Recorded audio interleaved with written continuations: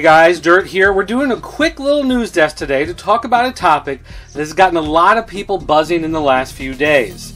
And that, of course, is the Masters of the Universe digital first comic.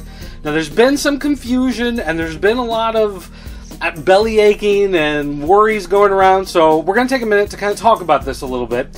First thing you need to understand is it is not the new Masters of the Universe comic book that is hitting the stands next week.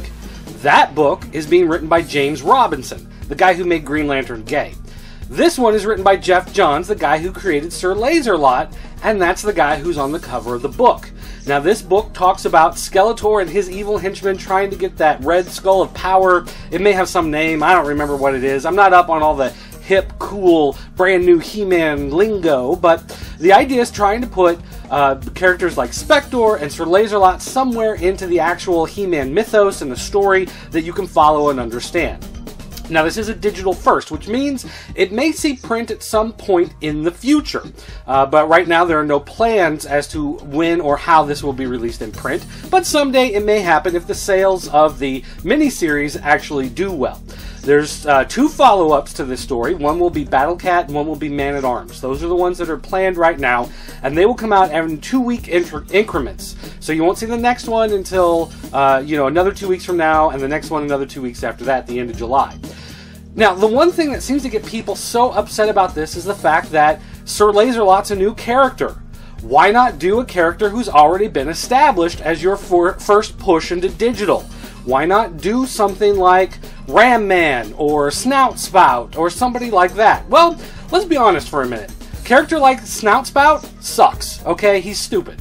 And I'm sorry I have to break it to you, but there are too many lame characters. When you have a cache of that many characters, not all of them are going to be winners.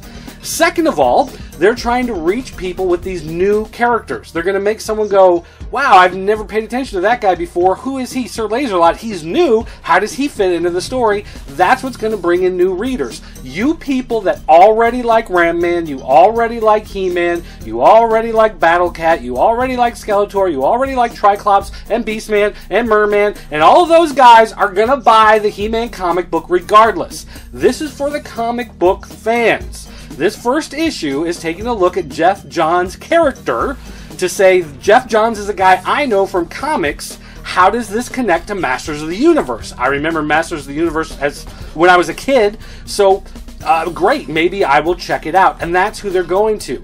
So all of you people who are crying about the fact that this is a new character, that they're expanding the line, and why couldn't they get to all the other characters before, you got to understand, not every classic character is a winner, and this is not really for you guys. It's for guys like me. Guys who buy He-Man figures just so I can make more Disco Skeletor variants out of them, not because I'm really huge into He-Man. People like me buying this digital comic, getting into the line. People like you who already like He-Man are already buying the comic anyway. Also, another thing I should point out is that next week the He-Man comic comes out on July 4th. Now, for those of you who don't live in the United States, no big deal, whatever, go pick it up. For those who do live in the United States, July 4th is a holiday. Think about it. When you go to pick up comics this week, or maybe you should call your local comic book store, ask if they will be open on July 4th. If not, then ask them to hold you a copy. If you go in on the 5th expecting to get a copy, you may be out of luck, and it's your own fault. Comic book sales are built on pre-order and buzz. You need to check ahead of time to reserve yourself a copy, or you might miss out. Also, stores like ours, the Pop Culture Network store at Killen Enterprises, we will be open on July 4th with a much shorter day. We'll be closing early. So if you want to come in and pick up a copy on the 4th, you can do that, but just also call ahead. Ask us to reserve you a copy, because we also sell all of our copies online, and the people going online on the 3rd will be able to buy them ahead of time before you can come in the 4th and pick it up. So if you call now and say, hey, reserve me a copy, I'll be in on the 4th to pick it up, we will save it for you. That's the key to the comic book industry. Alright guys, you can always leave me a comment, sending an email to dirt@popculturenetwork.com. You can call our 24-hour voicemail line. It's area code 217-953-4025. You can find me on YouTube, Twitter, Facebook, all that great stuff. But the key is to come to popculturenetwork.com, join the forums, and get in on all the great comic book conversations. Alright guys, that's going to do it for today. Thanks for watching, and I'll see you next time.